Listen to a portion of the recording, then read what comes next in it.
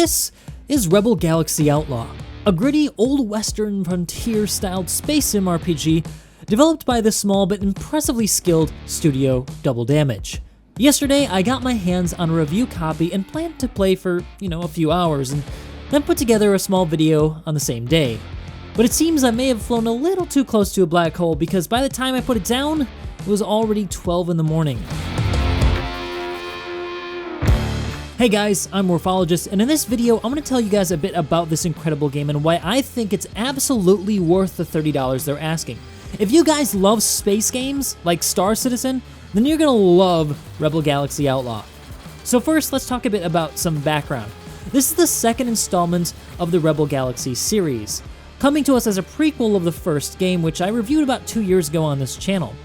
It can be described as a spacefaring single-player RPG series that puts you in the flight suit of a former outlaw named Juno. It plays a bit like, let's say, X4, but is more focused on the cockpit and Juno story, so no fleet management or capitals. The story serves as a backbone to the experience, but you're constantly encouraged to sidetrack and explore to upgrade your ship and its components. The game also boasts one of the best livery customization systems I've ever seen in a game, so CIG, if you're watching, take note.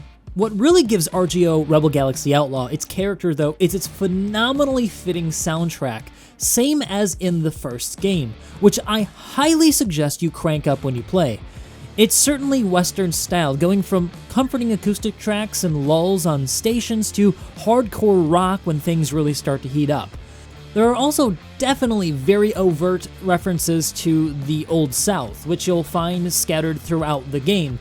For those of you who are in the southern United States, you guys will probably pick that up pretty quickly. I also love how RGO doesn't pigeonhole you into a single style of play. You can choose to hunt bounties, run trade missions, smuggle contraband, or even pirate haulers on the frontiers of space. It's all up to you in which direction you want to go. With 39 systems to explore, each with its own unique, handcrafted set of landing sites and discoverable areas, it's going to keep you constantly busy and out there searching for more. This all coming from a development studio of just 5 developers.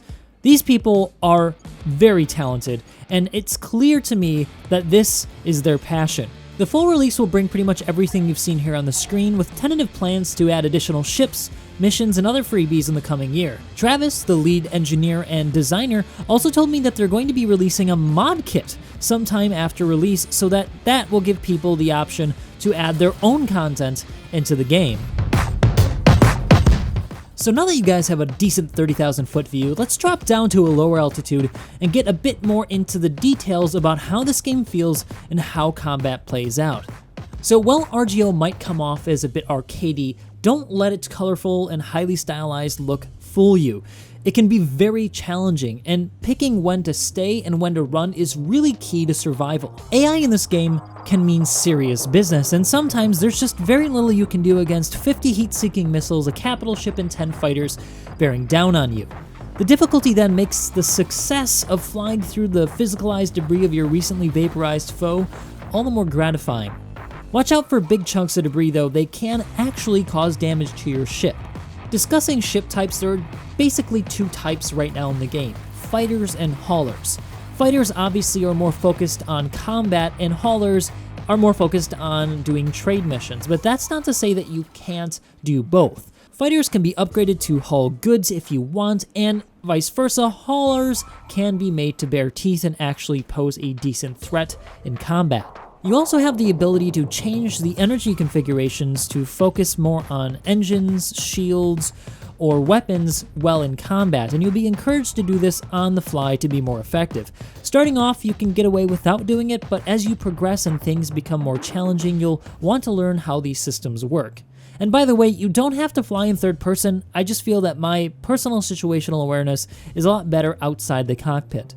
It's also worth noting that RGO cuts out a lot of the travel times if that's not something you want to do, giving you the ability to autopilot or fast travel from point to point, as opposed to letting the warp animation play out. Though going through the animation actually has the benefit of allowing you to stop on spots along the way so that you can discover new locations and maybe even items that you can loot and use to fund more ship upgrades. There's a lot more to RGO than this, and it could basically have its own video just to talk about these different aspects in depth. If this video generates a lot of interest and you guys really want it, I'll consider putting together some guides about components, dogfighting, and how to make some money to help you out. Now at this point, I've talked the game up quite a bit, but it's not all sunshine and rainbows. There are definitely some things that I would like to see changed. The iconography in the game is somewhat confusing, and I found myself not being able to tell the difference between rocks, objects that I could pick up, and enemies with some types of modules in the game.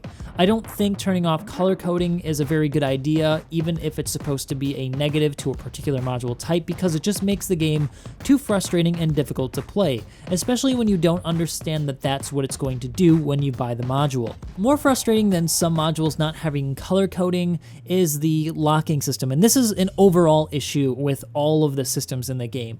When you're in a dogfight, especially with a lot of other NPCs and you want to focus down a target, once they get beyond your field of vision and you try to lock on, you may find yourself locking other targets, especially with a very dense field of NPCs. And this often resulted in me dying because I was unable to focus down a particular target and get them out of the way to be able to focus on the next NPC. This is something that I think could be easily solved by adding a hard locking mechanism in the game that allows you to select a target and continually have that as your primary focus. Also, having a UI on the screen that tells you which way they've turned would be fantastic. It looks like they've got something kind of on the crosshairs, but it only works in a very, very limited fashion after it gets out of your field of view. I think the game could also benefit from an FOV slider so that many of us who like to see a bit more can have a bit more situational awareness, especially in the cockpit, because it's just such a limited view. I must say though that none of this is really game breaking. I did still find myself playing a lot. And once you get used to the iconography, you get used to what's what in the game, you kind of forget about the issue, but it still sometimes rears its ugly head, especially in those really, really big fleet battles where it does matter that you're able to focus down specific targets. Now, the last bit isn't really an issue with the game. It's something that I need to make very, very clear to you guys if you've gotten this far in the video and you're thinking about getting Rebel Galaxy. If you guys don't have a controller or HOTAS setup, you're going to have a bit of an issue playing the game. I tried playing with mouse and keyboard and it was serviceable, but it was not the best experience. This is definitely one of those games that's going to benefit most from having a HOTAS setup or a controller. So if you got one, dust it off and get ready to use it with Rebel Galaxy. Finally, before we get on to my conclusion, I want to address the elephant in the room. Many of you are going to be curious if this is going to have microtransactions in it. I asked the developers and they said absolutely not. They will never have purchasable items in-game. This is not one of those. So if you're worried about that being added at some point, don't worry. They've assured me that that's not going to happen. So in sum, Rebel Galaxy Outlaw is more than a worthy successor to the first game. It takes what was great about the first one and makes it even better. It's a thrill ride that I really just don't want to get off at this point. And actually, making this video, I'm thinking about how I want to hop back in after I get this done. So if you guys are interested, I'll have a link down in the description below to the order page. RGO will release this week on the 13th to PC and PS4, with future plans for the Xbox. It'll be available on the Epic Games Store and will release later on Steam. So please guys, if you like it, please support this studio. I can't believe how much they were able to get done with such a small team. If you guys have gotten the game, let me know what your thoughts are down below, and if you'd like to see more content on Rebel Galaxy Outlaw. Do you have any questions for the developers? Maybe we can get an interview done. Finally, thank you guys so much for the support and love. If you liked the video, if you found it entertaining, make sure you hit the like and subscribe button, and I hope to see you guys next time.